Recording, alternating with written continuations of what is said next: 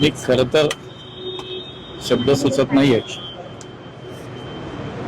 अनेक वर्ष त्यांच्या सोबत मी काम केलंय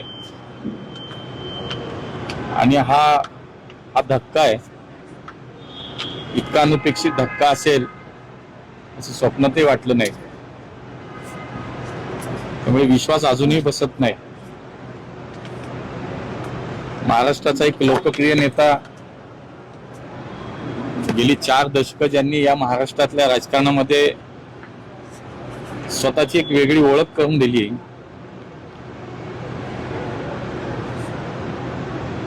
एक प्रशासनावरती चांगली पकड असलेला एक जनप्रतिनिधी, लोकप्रतिनिधी म्हणून त्यांची ओळख होती. मला आठवतंय कोविडच्या संकटाच्या काळामध्ये 2.5 वर्ष मी त्यांच्या सोबत या शहरामध्ये काम केलं. राज्याच्या ऑलिम्पिक संघटनेमध्ये ते अध्यक्ष आणि मी उपाध्यक्ष म्हणून त्यांच्या सोबत काम करत होतो. आणि आज दादा आपल्यात नाहीयेत, त्याचं अतीव दुःख होतंय. या महाराष्ट्राच्या समाजकारणाचा आणि राजकारणाचा मोठ्या प्रमाणात झालेलं हे नुकसान आहे. आणि आता दादा परत कधीच आपल्यात नाहीत, ही भावना सुद्धा खूप वेदना देणारी आहे. महाराष्ट्राच्या राजकारणामध्ये जे काही मोजकेच नेते हे सर्वपक्षीय कार्यकर्त्यांच्या मनावरती राज्य करत होते, किंबहुना त्यांना त्यांचं काम, त्यांचं नेतृत्व हे कायमच मार्गदर्शक वाटलं, दिशा देणारं वाटलं, त्यात दादा होते. त्यामुळे माझ्यासारख्या कार्यकर्त्याला तर इतका सहवास त्यांचा लाभला. आणि त्यानंतर आता दादांशिवाय राज्याचं, पुण्याचं राजकारण, समाजकारण कल्पना सुद्धा नाही करू शकत. त्यामुळे समाजाचं नुकसान आहे, या महाराष्ट्राचं नुकसान आहे. पवार कुटुंबियांवरती तर निश्चितपणे हा मोठा आघात आहे. तितकाच आघात या महाराष्ट्रातल्या सर्वसामान्य सर्वच पक्षीय कार्यकर्ते, मला असं वाटतं की मला सुद्धा आज काय बोलावं ते सुचत नाही.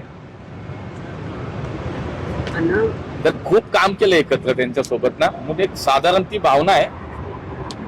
महापालिकेची निवडणूक झाली पण कधीच त्यांचा आदर आणि हे सोडून आम्ही कधी वागलो नाही. आणि त्यांनी सुद्धा प्रेम केलं सगळ्यांवरती.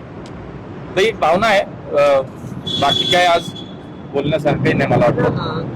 तुमच्याकडे काय कारण सांगण्यात आली, DCCI कडनं तुम्हाला काय कारण देण्यात आली, नंतर काय झालं, अपघात कसा झाला याची काही माहिती तुम्ही घेतली आहे ना?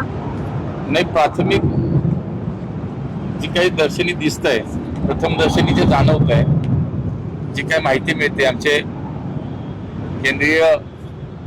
आमचे कॅबिनेट मिनिस्टर सिव्हिल एव्हिएशनचे राममोहन नायडूजी सुद्धा सोबत आहेत. त्यांनी सुद्धा सकाळपासून सगळी माहिती घेत आहे.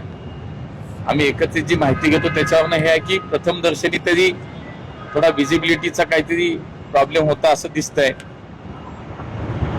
बारामती ATC आणि पायलट मध्ये जो काय संवाद झाला त्याच्यामध्ये जी काय माहिती मिळते त्या माहितीमध्ये हे दिसतंय की सुरुवातीला विजिबिलिटीचा प्रॉब्लेम आहे म्हणून 2 वेळा 3 वेळा दादांचं प्लेन पुन्हा एकदा फेरी मारून आलं आणि मग लँड झालं. तर त्याच्यामध्ये प्रथम दर्शनी तर असं वाटतंय, पण AIBची आमची टीम निघाली आहे, ती बारामतीमध्ये दाखल होतीये.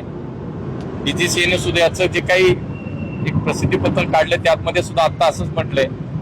पण अंतिम जे काही आपण निष्कर्ष काढू ते AIBची टीम तिथं पोहोचेल, त्यानंतर जो काय तपास होईल तर निष्पक्षपणे तो निश्चित ते मिनिस्ट्रीमधनं असेल, DGCI असेल, AIB असेल, आमची सगळी माणसं तिथं काम करणारच आहेत. पण सगळ्यात मला असं वाटतं की हे अतीव दुःख देणारी, मनाला वेदना देणारी ही सगळी घटना आहे.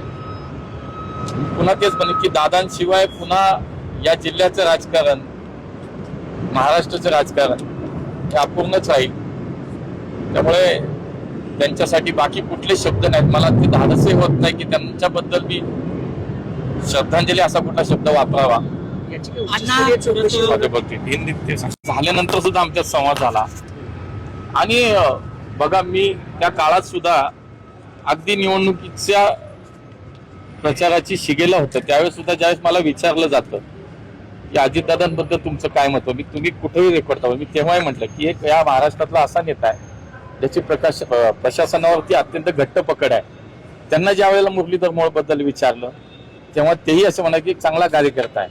मला असं वाटतं की आमचं या राजकीय वैचारिक जी काही भिंत आहे किंवा जे काही मर्यादा आहे त्याच्या पलीकडचं एक नातं होतं आणि ते कायमच जपलं. मला असं वाटतं की पुन्हा दादांना भेटणं नाही, मला या म्हणजे काहीच त्याच्यावरती मी बोलू शकत नाही.